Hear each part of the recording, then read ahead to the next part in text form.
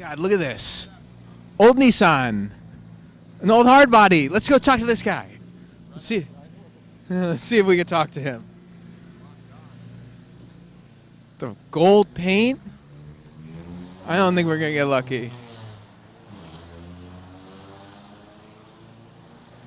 Sounds like our man is gone. Hello and welcome to Car Spotting. We're in Ridgewood. We're going to see actually a little bit of a series. We're doing a three-part series inadvertently on the 3 super fun sites of New York City. And since that's a rather grim topic, we're going to look at some interesting cars along the way to show that neighborhoods are not merely their industrial disasters. Talk about that for an opening, right? We're going car spotting. Check it out.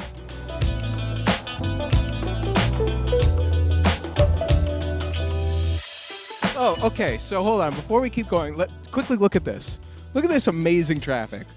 We're in 2 sort of Queens thoroughfares. We're at like the edge of Brooklyn and Queens, Bushwick and Ridgewood. A lot of people sort of think of this area as Bushwicky, but it's not. It's Queens.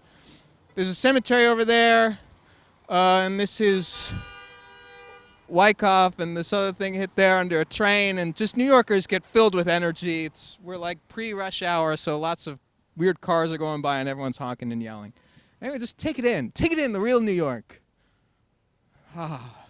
Breathe in the polluted air. Aaron, are you excited for today's episode? I am super excited to be out here in Queens, Brooklyn. Turn the camera on yourself, I Aaron. can't. It's impossible. I should do... Oh, can you really not? Here, hold I the can't. thing. I'm not doing selfie mode out here. Here, because you have your voices in this thing and no one knows what you look like. They don't need to see me. I'm strapped with gear. We're out here, you know. Welcome to Brooklyn, Queens, or as some would even call it, Long Island. It's all one big island. Holy shit, look at this. Hold on. Neon spotting. Let's trade. We got the body swapped. Give me a rev. He will not do it. He's got a front-end swapped Lexus IS300. Anyone who is familiar with the IS300, which was a rear-wheel drive, sort of compact sedan, 3 Series size, came with a naturally aspirated Toyota 2JZ engine in it, will know or have a very good idea as to why that Lexus had its entire front end replaced. Do you want to tell us?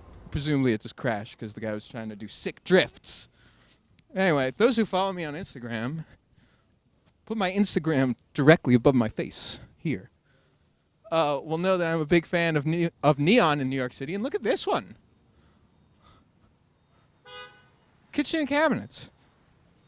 I wish I knew much more about this neighborhood. The only things I can get out of it are kind of from inference, and that all has to do with the thing that we're going to go see, which is famously the most radioactive site in New York City. And it's kind of a funky experience because the whole area is kind of funky. Today was not the day for me to wear my nice shoes. So we see old train tracks which have never had any reason to be torn up. A little bit of transportational archaeology. That's not really a term. Oh, did we walk right past it? We walked right by Nowadays. Back that way is Nowadays, which is this hip bar, which you've been to, Aaron. I have been to it at least once. It's reasonably hip. It's hip enough. Anyway, the thing that's interesting about it is it's next to what is now a super fun site, which is the most radioactive site in New York City. And if we come over here, we'll go take a look at it and I'll explain what it is. So for a place that is most radioactive in a city, I think people would assume that no one would be there.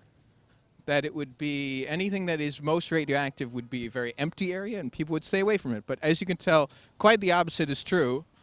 Things are busy and bustling around the site. All right, so behind me is, as you can see, Los Primos Auto Repair and Sale. Next to it is a motorcycle repair place, which is closed at the moment. But the city will understand it and the federal government will understand it as the 3rd Superfund site in New York City behind Newtown Creek and the Gowanus Canal. In the 1940s and 1950s, the successor to the Manhattan Project had a place here. It was the Wolff-Alport Chemical Company involved in that, whatever it was called, the atomic, I don't know, some energy something. In any case, they refined rare earth, they refined rare earth elements, and a waste product was thorium, which is very radioactive. Now, at the time, there was no use for thorium, so they did what any responsible company would do, and they dumped it in the sewer.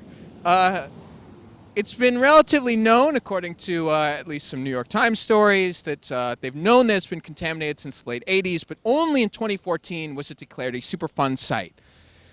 There are a lot of difficulties with this, especially under the Trump campaign, where there's a lot of federal funding which is needed to clean this up. Moreover, questions about what are we going to do with the people who work here, the 300 people who live around here, how are they going to be relocated, who's going to pay for that. But thankfully, the Trump administration has cut funding for Superfund sites, but is sure that they'll figure it out on their own. You know, for a moment I thought you were going to get into the origin story for Teenage Mutant Ninja Turtles with all the nuclear waste being dumped into the sewers. This is where I'm from. Raphael Orlov, came out of the sewer from this area.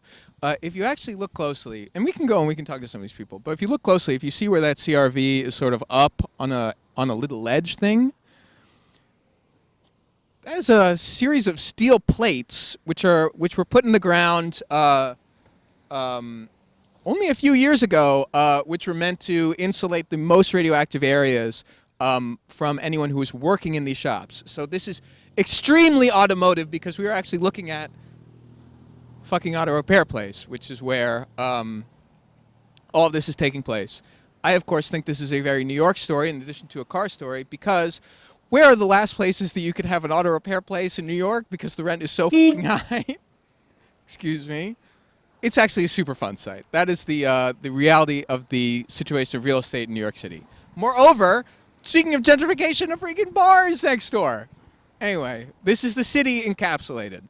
So the other reason why I want to come here for car spotting, and this is something which comes up if you ever see reporting on Willits Point, which is the big chop shop neighborhood just over on the other side of Queens, is that there's a lot of reporting on how sort of contaminated and polluted this area is, which makes it difficult for the people who actually work here and live here because that becomes the only story.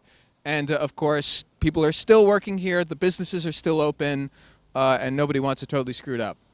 So yeah, I wanted to show a little bit of the sort of troubled history of it, but also that it's still sort of like a functioning place. Anyway, let's check out an interesting car over here. This is a mid-60s Thunderbird, but this one is super interesting from a design perspective. If you come back here, I think this is the earlier of the two, which I think is the Bullet Bird. As you can see, all the ones from 1958 to 1966 were relatively similar. The first Thunderbird was like the little one, which was meant to sort of be a Corvette competitor.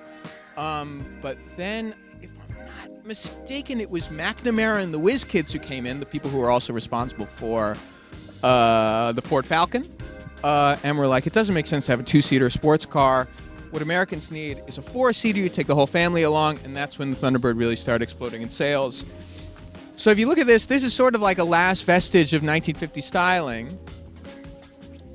You've got the sort of jet age boosters. You've still got a little bit of a fin. But you also see a new formal roof sort of thing, which was very hot for the time. Keeping with the theme, it's two-tone. There's a Western theme for Thunderbird, which of course I'm sure none of that went back to any exploited Native American tribe. But it's a lot to take in. It's a beautiful design. And it's so sleek up front. And they did the fake hood scoop in carbon fiber. I mean, this is for sure just a wrap, but I love it. Talk about how old and new is mixed. Oh, hi, Aaron. Hi, Aaron. I think let's do this one last vehicle, and then we can go and talk to people. This is a big surprise to me. This is a vehicle which I don't really know very well at all. It appears to be an Itasca Phasar. I don't know what that is. But I can tell you it is a very interesting looking vehicle. Turbo. It's turbo. Turbo. Turbo. God, I actually should be able to identify what this was under the skin. Is this a Sprinter? Or I think this predates it. But whatever it is a very fascinating RV. I'm going to Google a bunch of things about this and try and figure out what this is.